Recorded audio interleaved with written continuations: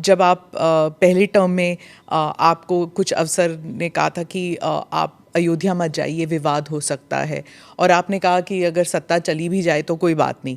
अब आपने ये 2-3 बारी कहा कि सत्ता चली जाएगी, त्याग देंगे। जब ऐसी बातें होती है तो फिर अटकलें लगाई जाती है कि शायद योगी जी दिल्ली की तरफ देख रहे हैं या फिर दिल्ली से न्योता आया है। देखिए,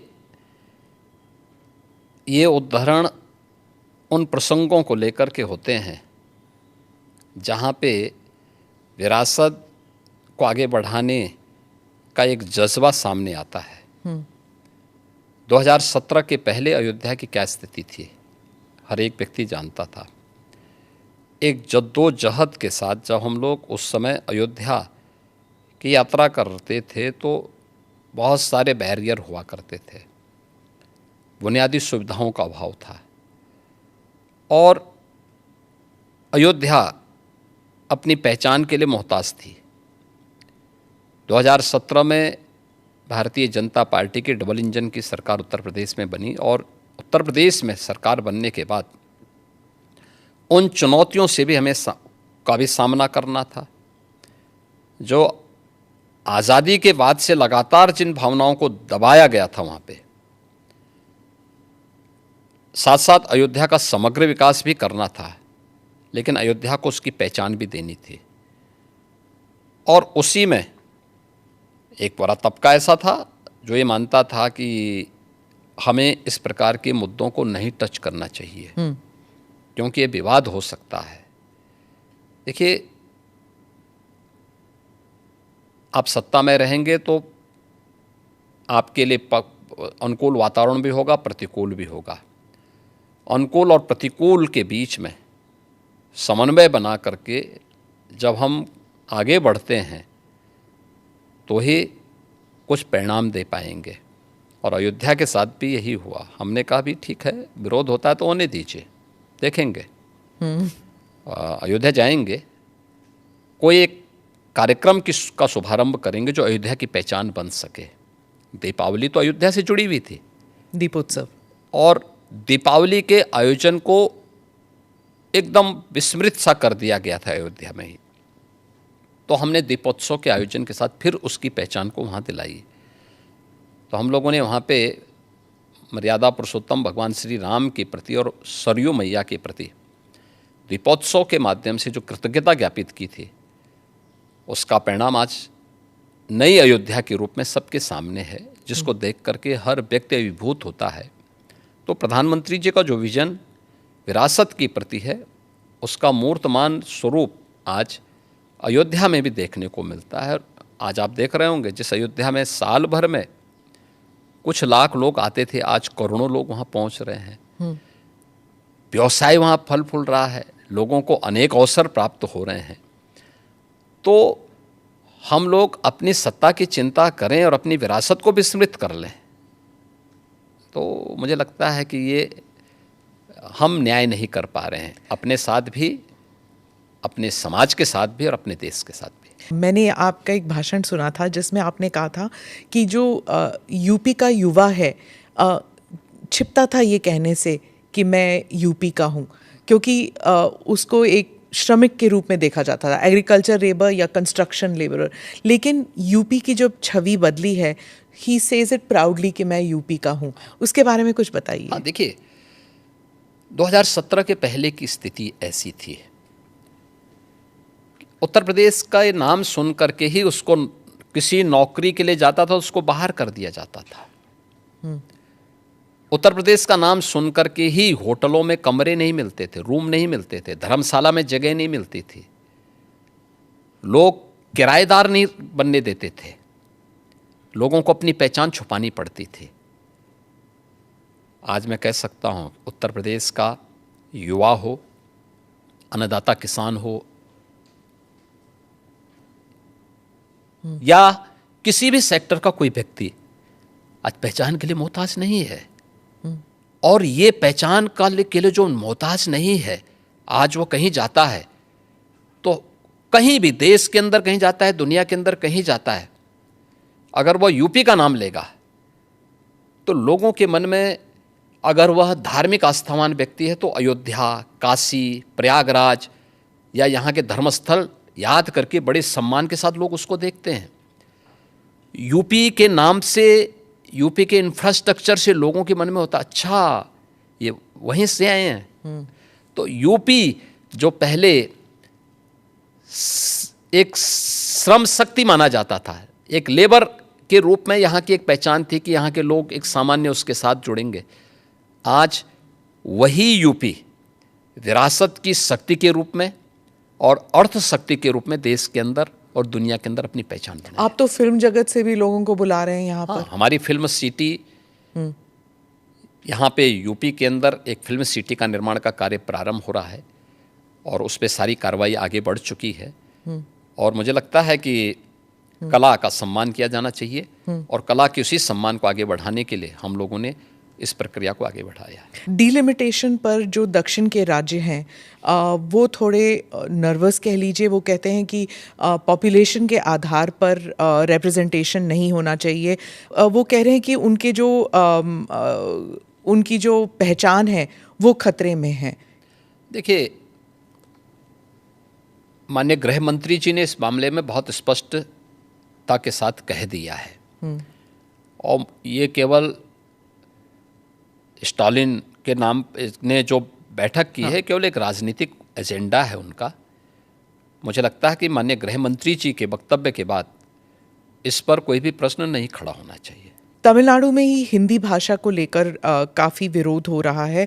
आप हिंदी बेल्ट के एक मुख्यमंत्री हैं, तो आप इस बारे में क्या सोचते हैं? देखिए, देश को भाषा के नाम पे या क्षेत्र के नाम पे नहीं बांटा जाना चाहिए। और हम आभारी हैं प्रधानमंत्री मोदी जी के, जिन्होंने वाराणसी में लगातार काशी तमिल संगमम की इस बार 30वें संस्करण को भी यहाँ पे आयोजित करवाया। यानी एक तरफ काशी है और उत्तर प्रदेश है, जिसमें काशी तमिल संगमम का आयोजन हो रहा है। तमिल भारत की प्राचीनतम भाषाओं में से एक है और इसका इतिहास उतना ही पुराना है जितना संस्कृत का इतिहास है।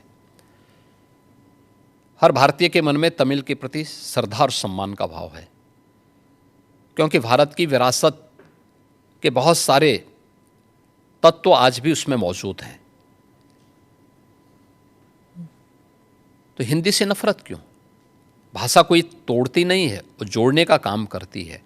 और त्रिभाषा सूत्र के माध्यम से तो हिंदी को राजभाषा की मान्यता देकर के हिंदी, इंग्लिश और स्थानीय भाषा, वो तमिल हो सकती है, मलयालम हो सकती है, कन्नड़ हो सकती है, तेलुगु हो सकती है, मराठी हो सकती है, बंगाली हो सकती है, असमी हो सकती है, उड़िया हो सकती है, किसी भी अन्य भाषा को आप लोकल स्तर पर लागू करिए। ये तो देश के अंदर एकता का संदेश देने वाला, उत्तर से दक्षिण तक, पूरब से पश्चिम तक पूरे भारत को एकता के सूत्र में जोड़ने वाला माध्यम है। और मुझे लगता है कि भारत का राष्ट्रगान भी इसी बात का संदेश देता है। ये केवल एक संकीर्ण राजनीति है। जब इन लोगों के वोट बैंक खिसकते हैं तो ये लोग इसी प्रकार की क्षेत्रीयता की और भाषाई आधार पर बांटने की दुर्विसंधि करते हैं। जनता जनार्दन को देश की एकता के लिए इस प्रकार के किसी भी षड्यंत्र से हमेशा सचेत रहना चाहिए। कर्नाटका में और तमिलनाडु में, खासकर इन दोनों राज्यों में कई लोगों का मानना है कि जब यूपी या बिहार के जो हिंदी स्पीकिंग स्टेट्स के लोग जाते हैं और वहाँ पर बसते हैं, 10-15 साल भी रहते हैं, पर वहाँ की स्थानीय भाषा नहीं बोलते, हिंदी ही बोलते हैं और ऑटो रिक्शा वालों के साथ या फिर किसी रेस्टोरेंट में हिंदी में ही बात करते हैं, स्थानीय भाषा में नहीं करते। लेकिन उन राज्य से जब लोग उत्तर प्रदेश आते हैं तो हिंदी बोल लेते हैं, हिंदी में ही बात करते हैं, क्योंकि कामकाज की जो भाषा है वो हिंदी है। तो क्या समस्या आ रही? मैं कहता हूँ कि हमें हर भाषा को सीखना चाहिए। हम तो यहाँ उत्तर प्रदेश के विश्वविद्यालयों में तमिल भी पढ़ा रहे हैं, तेलुगु भी पढ़ा रहे हैं, कन्नड़ भी पढ़ा रहे हैं, मलयालम भी पढ़ा रहे हैं, और यही नहीं पढ़ा रहे हैं, हम लोग विदेशी भाषाओं को भी यहाँ पढ़ा रहे हैं यहाँ के विश्वविद्यालयों में। ये तो नेशनल एजुकेशन पॉलिसी में भी ये सारे प्रावधान किए गए हैं। तो अगर हम यहाँ तमिल पढ़ा सकते हैं, तेलुगु पढ़ा सकते हैं, मलयालम और कन्नड़ पढ़ा सकते हैं, मराठी पढ़ा सकते हैं। कल ही मैं बिठूर में गया था, नाना राव पेशवा के पावन जयंती कार्यक्रम के साथ जुड़ने के लिए गया था। बिठूर महोत्सव के साथ हमने भारत के इस 1857 के प्रथम स्वातंत्र समर के इस महानायक के सम्मान के साथ बिठूर महोत्सव को जोड़ा था। नानाराव पेशवा के ही महल में बचपन में महारानी लक्ष्मीबाई ने तीरंदाजी भी सीखी थी, युद्ध कला सीखी थी, और वहीं से उन्होंने युद्ध के सारे गुण सीखने के बाद फिर 1857 में अंग्रेजों को परास्त किया था। अगर हम इन सभी भाषाओं को उत्तर प्रदेश के विश्वविद्यालयों में पढ़ा सकते हैं, तो तमिलनाडु के विश्वविद्यालय में भी अगर हिंदी पढ़ा दी जाए, क्या बुरा है? मुझे लगता है कि हमें थोड़ा विराट स्वरूप रखना चाहिए देश के लिए। कुछ क्षण तो देश के लिए निकालो। चंद्रबाबू नायडू ने भी यही कहा कि जितनी भाषाएं सीखना चाहते हैं आप सीखना चाहिए। अच्छी बात की, हम अभिनंदन करते हैं जी। मैंने 2024 के बाद, चुनावों के बाद, और जितने अधिक भाषा सीखेंगे उतने अधिक रोजगार के अवसर भी खुलेंगे। जी, हैदराबाद के लिए उन्होंने वही किया था अपने पिछले टर्म में। अच्छी बात है, और इसीलिए हैदराबाद आज एक हब बना है। आपने $1 ट्रिलियन इकोनॉमी की बात कही उत्तर प्रदेश के लिए, लेकिन पर कैपिटा इनकम अभी भी उस स्तर का नहीं है। तो ये दो जो अलग अलग चीज़ें हैं, इनको आप कैसे एकजुट करेंगे? देखिए, उत्तर प्रदेश जैसे राज्य में यह एक चुनौतीपूर्ण कार्य था, और आदरणीय प्रधानमंत्री जी ने विजन हम लोगों के सामने रखा था। हम लोगों ने प्रधानमंत्री जी के प्रेरणादायी नेतृत्व में इस पर कार्य करना प्रारंभ किया। आज हमारी सरकार के 8 वर्ष पूरे हो रहे हैं। इसमें से 3 वर्ष के दौरान तो कोविड महामारी के साथ जूझते हुए हमारे व्यतीत हुए, लेकिन उस सब के बावजूद डबल इंजन की भारतीय जनता पार्टी की सरकार ने पिछले 8 वर्ष में, अगर जो तथ्य हैं, जो आंकड़े हैं, वह मैं आपके सामने रखता हूं,